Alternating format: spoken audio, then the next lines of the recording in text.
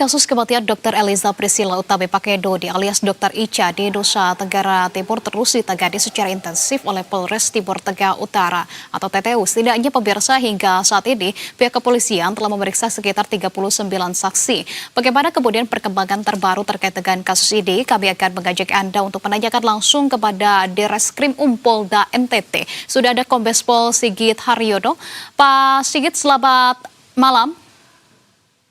Selamat malam, Mbak Anissa. Baik, Pak Sigit, kami ingin mengetahui terkait dengan tindak lanjut jalannya dari kasus ini. Bagaimana, Pak Sigit, perkembangan apa yang kemudian berhasil diungkap oleh jajaran Krim Polda NTT? Terima kasih, selamat malam, pemirsa sekalian, bahwa sampai dengan hari ini betul tadi sudah ada 39 orang yang dimintai keterangan terkait dengan penanganan laporan dugaan intimidasi atau ancaman yang dialami oleh Dr. Ica, dan kasusnya sendiri sekarang ditangani oleh tim Joint Investigation Polda NTT yang meliputi ada Ditkrim Dit PPA PPO, kemudian Ditkrimsus serta Polres TTU dan Polres Kupang. Nah, perkembangannya adalah tentunya kami setelah dibentuk tim melakukan serangkaian tindakan penyelidikan dengan mengambil keterangan beberapa orang, termasuk hari ini tadi Ketua DPRD TTU, yang mana diklarifikasi terkait dengan adanya video ketika beliau menjenguk Dr. Ica di rumah sakit di TTU. Kemudian perkembangan selanjutnya adalah hari ini juga tim lain sedang melakukan koordinasi dengan ahli hukum pidana, ahli kriminologi, kemudian ada ahli psikologi. Dengan demikian nanti harapan kami setelah mengumpulkan beberapa keterangan, kemudian pendapat ahli, kemudian mengamankan barang bukti, minggu depan harapan kami sudah bisa kita lakukan gelar perkara sehingga bisa ditentukan apakah perbuatan-perbuatan yang dilaporkan oleh keluarga Dr. Ica terhadap ketiga oknum anggota DPR dan satu ASN di Kabupaten TTU ini merupakan suatu peristiwa pidana. Nantinya di gelar tersebut akan dibahas, akan dikupas tuntas sehingga pelaksanaan penyelidikan ini akan berlangsung secara objektif. Demikian, Mbak. Oke, baik. Benar begitu ya bahwa dikabarkan penyidik juga meminta keterangan terkait dengan dokter spesialis kejiwaan seperti yang tadi disampaikan juga, yang kemudian apakah dari ahli kejiwaan ini memang pernah menangani kondisi psikologis dari korban sebagai saksi ahli begitu. Kemudian juga pertanyaannya adalah seberapa penting keterangan ini, apakah ini juga untuk memperkuatkah gambaran bahwa adanya perubahan dari kondisi korban pasca dugaan intimidasi yang dialaminya, seberapa penting untuk kemudian memeriksa keterangan ataupun meminta keterangan dari ahli psikologis ini?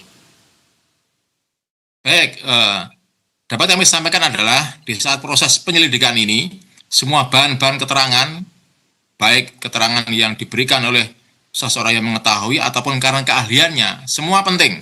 Dikarenakan prosesnya sekarang ini adalah untuk menentukan apakah ini peristiwa pidana atau bukan.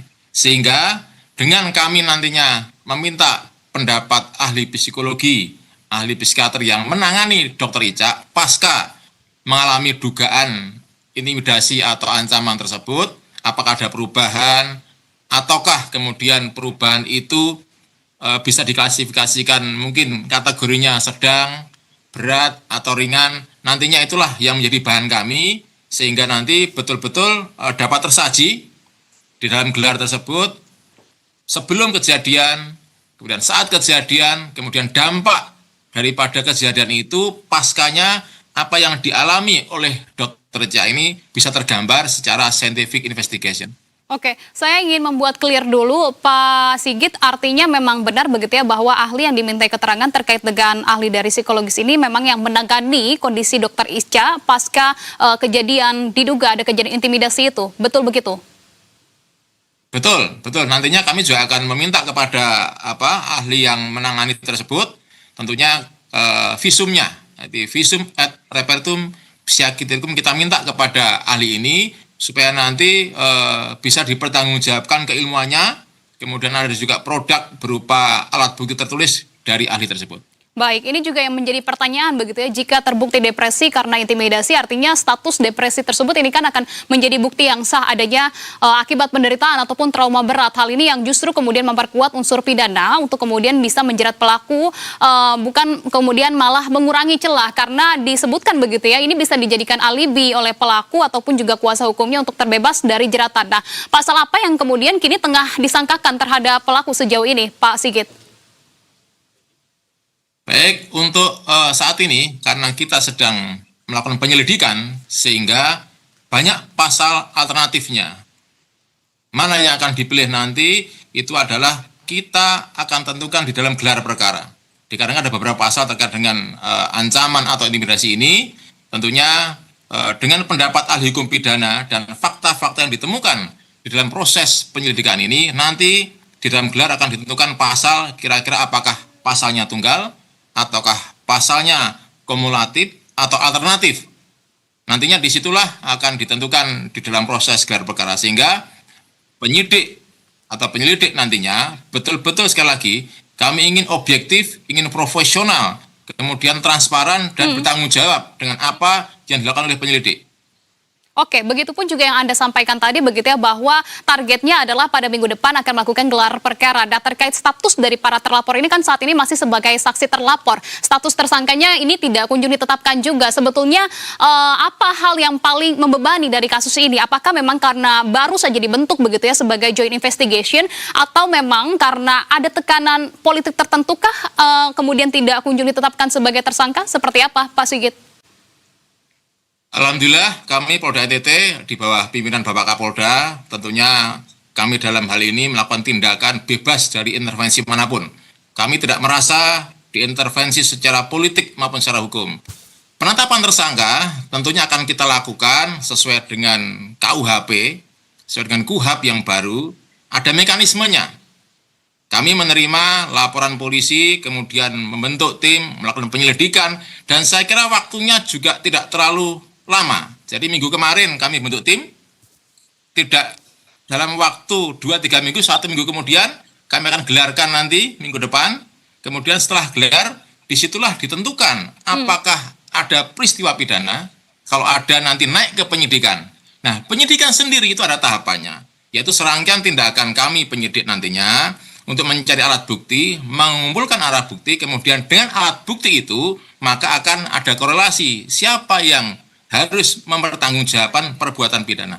Setelah itu baru penetapan tersangka. Sehingga kami, penyidik dan penyidik tentunya tidak karena tekanan tiba-tiba menetapkan atau tidak menetapkan tersangka, namun prosedur ini harus kita penuhi. Termasuk saat ini, ketika penyelidikan, kami sesuai dengan KUHP yang baru, berkoordinasi dengan jaksa penuntut. Sehingga nanti pasalnya, perbuatannya itu sudah kami diskusikan di proses penyelidikan ini. Oke, baik. Terakhir saya ingin mendalami terkait dengan langkah yang baru saja begitu ya dilakukan oleh penyidik, terutama adalah Dirkrimum Polda NTT.